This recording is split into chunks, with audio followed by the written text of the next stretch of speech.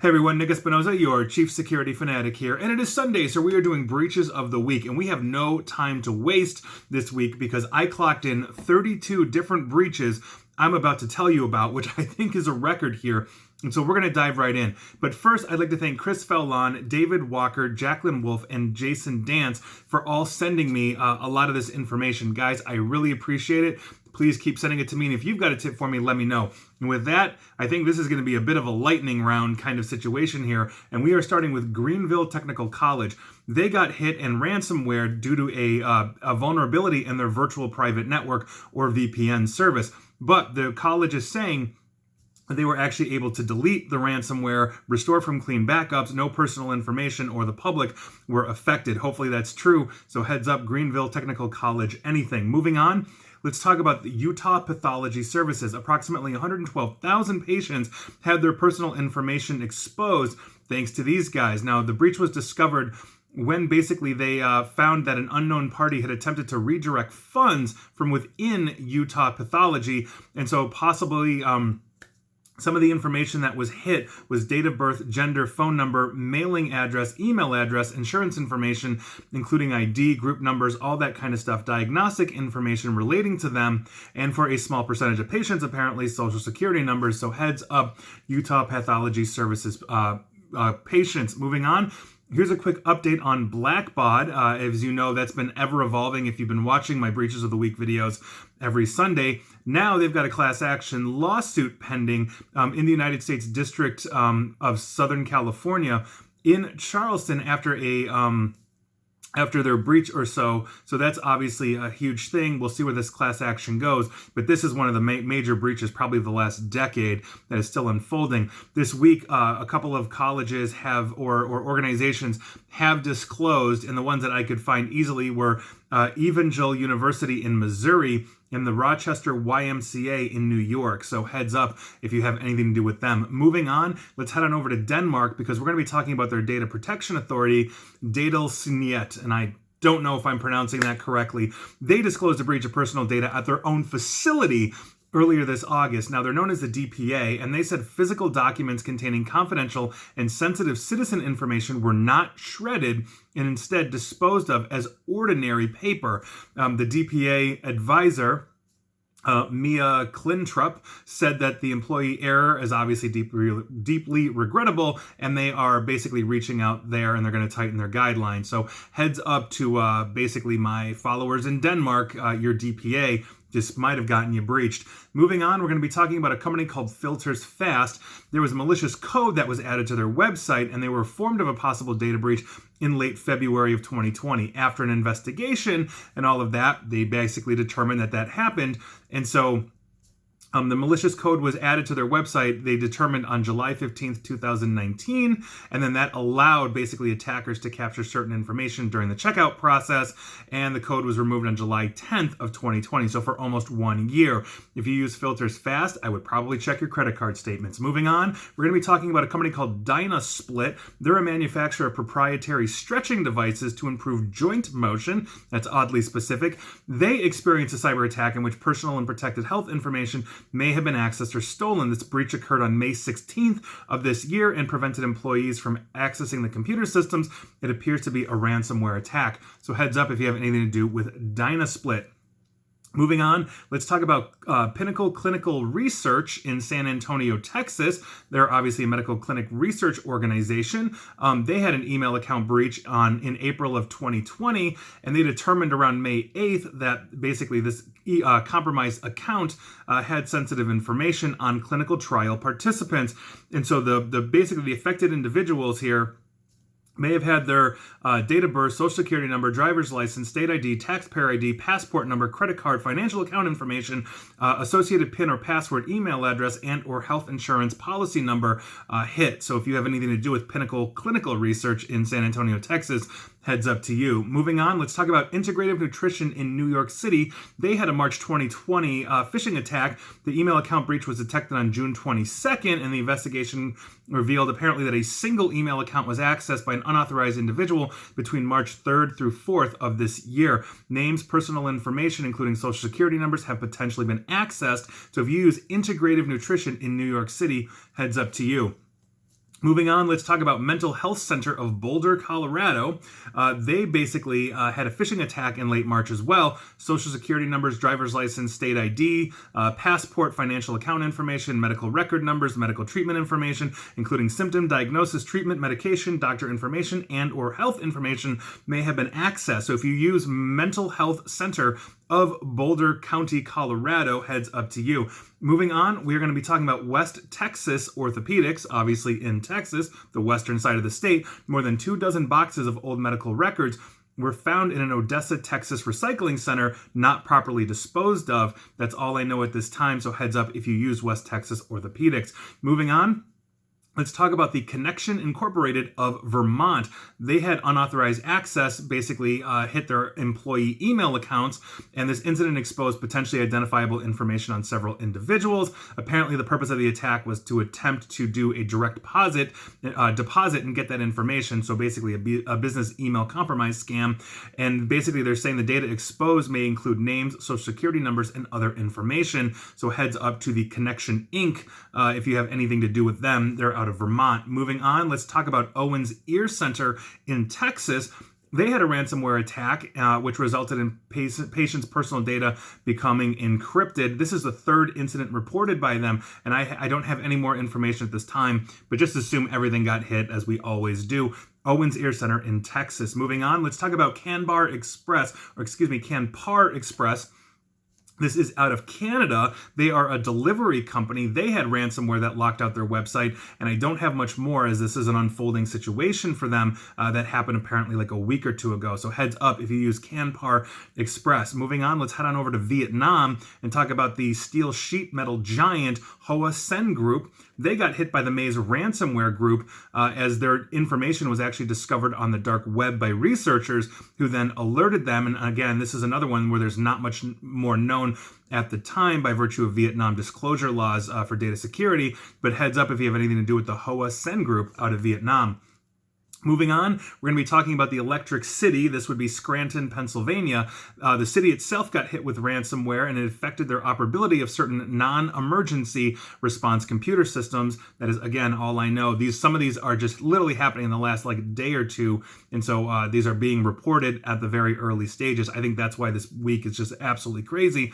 So heads up, City of Scranton. Hopefully the office is unaffected. Moving on, let's talk about New Zealand's stock exchange. Yes, their actual stock exchange, the NZX. They had a cyber attack that knocked them out for 2 straight days. The exchange said the attack had, and I quote, impacted NZX network connectivity, and it had decided to halt trading in cash markets just before 4 p.m. local time to New Zealand. Trading halted briefly again for a second time the next day. That was on Wednesday, this past Wednesday, but was back up and running before the end of the day. These appear to be denial of service attacks, so heads up if you invest in New Zealand on their stock exchange. Moving on, let's head on over back to Canada, to the Wellington Dufferin Gulf Public Health System. They are informing their community members of a recent breach of privacy that affected information basically on a dashboard that was used to display information about influenza cases in their community. This dashboard was posted to their public website between January and May of this year. It was possible to view, apparently, certain kinds of personal information and personal health information, such as the address of a case, specifics of the strain of influenza, and information about the person's symptoms. Apparently, fewer than 100 people actually access this dashboard, so hopefully it's very low risk here. But heads up to you if you're in the Wellington Dufferin Gulf Public Health System in Canada. Moving on, we're going to be talking about an unknown developer that basically created an error because this error caused the leak of 150 to 200,000 patient health records stored in productivity apps from Microsoft and Google and was recently found on GitHub. Now, a Dutch researcher discovered 9 separate files of highly sensitive personal information, including personal health information from apps like Office 365 and Google G Suite. Among the errors the developer made was embedding hard-coded login credentials instead of making that a configurable option on the server. So in other words, was an unchanging password to access the database using public repositories instead of private ones. failing to use two-factor or multi-factor authentication for email accounts and logins, and or abandoning the repositories instead of deleting them when no longer needed, which obviously would cause leak as time went on. So that's a huge issue. If I find out more, I'll let you know. Moving on, we're going to be talking about the Gosnell School District in Arkansas. They got hit with ransomware, and the district's tech team and basically a cyber threat response team are looking to clear this and recover data this past Tuesday. So hopefully there will be no more fallout from the Gosnell School District in Arkansas. Moving on, let's talk about the Selma Unified School District in Selma, Alabama. They had an attack happen on basically Thursday to Friday, including student information systems. This was literally just reported a couple of hours ago, and I don't have any more information on that right now. Possibly the same as Gosnell? You tell me. Moving on, let's talk about the Rialto Unified School District in San Bernardino County in California. They were forced to temporarily suspend virtual instruction after its system was hit with a malware attack. The K-12 district has 28 schools and 25,000 students, and they announced on their website basically last Sunday night as a result of this attack that they had to shut down its network and forced basically temporarily stop online classes. Hopefully they're back online. So heads up, Rialto Unified School District in San Bernardino. Moving on, let's talk about the North Okagan Pediatric Clinic. I'm not sure where that is. They had a remote hacking attempt in May of 2020. Not much is known, but, and I quote Dr. Michael Cook of that pediatric clinic, while patient medical charts and records which are maintained in paper form only were unaffected, historical patient profile information could theoretically have been accessed by the attacker during the period they had access to the local system. So heads up to you. If you use the North Okanagan Pediatric Clinic, hopefully your kids are okay. Moving on, let's talk about Fabletics. This is by the Textile Fashion Group, and this was previously known as Just Fab Incorporated. People apparently logging into Fabletics were sent to another person's account and then could order as them. So if I logged in, I saw somebody else, and I could actually start ordering stuff for myself using their credit card. Other shoppers witnessed people putting stuff in their online carts and all of this, and so that's a complete mess. So heads up, Fabletics users. Moving on, let's head down under to Australia and talk about IT vendor Data Number 3. Data Number 3 Limited advises that it has experienced a cybersecurity network incident involving an overseas third party, which is currently under investigation, meaning the attacker was not in Australia and hit them. In addition to this notice, the company has contacted the 28 customers it believes were impacted by this event, and it says it's working with law enforcement and forensics to figure this out. So heads up if you use data #3 or Data Number 3 in Australia. Moving on, let's talk about Carlson Wagonlit Travel. This is a corporate travel management firm, and the company recently disclosed that they paid $4.5 million in a ransomware attack to get their data back. This was a hit in late July, and I don't have much more information than that. Moving on, let's talk about Amazon. Yes, that Amazon. Federal officials have reportedly charged two brothers in New York State for allegedly scamming $19 million out of Amazon. The allegations outlined in a separate announcement by the district attorney's office claim the brothers manipulated Amazon's vendor system to have the company pay for goods that Amazon didn't actually purchase. Apparently, this is a new twist on invoice fraud. So as big as Amazon is, they are not immune to hacking in some ways themselves. Moving on, let's head back down under to the New South Wales, and we're going to be talking to anybody in New South Wales that has a driver's license, because tens of thousands of scanned New South Wales driver's license and completed tolling notice statutory declarations were left exposed on an open Amazon Web Services or AWS S3 bucket. One folder contained 108,535 images of the front and back of scanned driver's license. Another one contained scans of roads and maritime services tolling notices in both PDF and JPEG formats. A spokesperson for Transit for New South Wales said the agency is working to investigate this and all of that, and quote, the alleged data issue relating to the Amazon S3 bucket containing personal information, including driver's licenses, was suggested to be a third-party leak, so perhaps a contractor that was storing this for them, but heads up, New South Wales drivers. Moving on, Let's talk about 350 million email addresses because a research team uncovered an unsecured data bucket owned by an unidentified party containing 7 gigabytes worth of unencrypted files that include 350 million strings of unique email addresses. Now, this massive trove of emails was left on a publicly accessible Amazon AWS server because, of course, it was. Nobody knows how to configure these damn things, and it basically allowed anybody to download and access this data. Obviously an issue, heads up to the 350 million of us that were involved in that.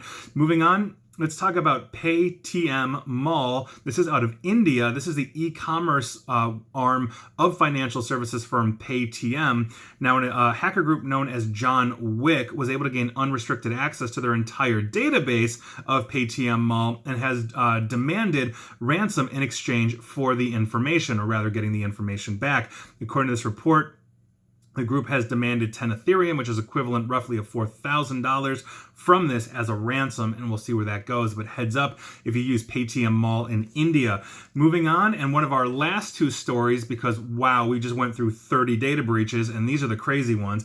We're going to be talking about a senior French military officer, and this is a little terrifying because a senior French military officer who is not named is based abroad, meaning outside of France, and he's under investigation for serious security breaches, according to France's defense minister from earlier today. Europe 1 Radio reported that the officer served on a NATO base in Italy and is accused of treason for passing ultra-sensitive information to Russian secret services. Now, the French Defense Ministry would not provide details on this officer. Speaking on Europe 1, Defense Minister Florence Parly, this is Defense Minister of France, said that only a judicial procedure is underway and the French military has taken, quote-unquote, necessary protective measures, end quote, after the breaches. The Paris prosecutor's office, which is handling the case, would not comment. NATO did not immediately respond to requests for information either. And so heads up, we may see a massive problem with French intelligence or the French military basically getting their information sent to Russia. Never a good thing. And finally, the last thing I want to talk about is a P2P or peer-to-peer botnet targeting millions of servers around the world. Now, researchers have found what they believe is a previously undiscovered botnet that uses advanced measures to covertly target millions of servers around the world. The botnet uses proprietary software written from scratch to infect servers and corral them into a peer-to-peer network, and this is according to researchers at the firm Guardicore. Now, P2P bot networks typically distribute their administration among many infected nodes rather than relying on, let's say, a central CNC or command and control server to send out commands and essentially get the information. With no centralized server, botnets are typically harder to spot and harder to take down, basically for law enforcement and all of that. And so according to Guardicore Labs, and I quote, "What's intriguing about this campaign was that at first sight, there was no apparent command and control a server being connected to. It was shortly after the beginning of the research when we understood no CNC existed in the first place." Now, the botnet, which is now named Fritz Frog, according to Guardicore, has a host of other advanced features that are making it very hard to hit. Basically, it has in-memory payloads that actually never touch the physical disks of a server. There's at least 20 versions of the software binary since this January. A sole focus on infecting the source shell, or SSH. They're looking to hit SSH. I should say it that way. This also has the ability to backdoor infected servers and a list of login credential combinations used to basically check for weak passwords, and that is essentially more extensive than those previously seen in botnets. If you recall, Mirai was just using the top 50 default usernames and passwords for common routers like Linksys, Netgear, and all of that to get into this. This is much more elaborate. Now, Guardicore said that the company researchers first found this in January, and since then, they've noticed that it's targeting tens of millions of IP addresses belonging to government agencies, banks, telecom companies, and universities. The botnet has so far exceeded in infecting at least 500 servers belonging to, and I quote, "well-known universities in the US and Europe and a railway company." So then the question becomes, who is doing this? All of the attributes basically indicate that it's an above average operator who has invested considerable resources to build a botnet that's effective, difficult to detect, and resilient to takedowns and antivirus. This new code base, combined with rapidly evolving versions, basically makes it very hard to detect, very hard for antivirus, including some more basic next-generation antivirus, to essentially detect and start attempting to remediate or eradicate. And so I'm thinking and I'm speculating maybe this is state-sponsored, because this is the kind of tactic that essentially a state sponsor would use, especially if there's no centralized command and control. That is what makes a botnet oftentimes very difficult to detect and hit. But this one is apparently very sophisticated, and it is targeting millions of governments, educational systems, and everything around the globe.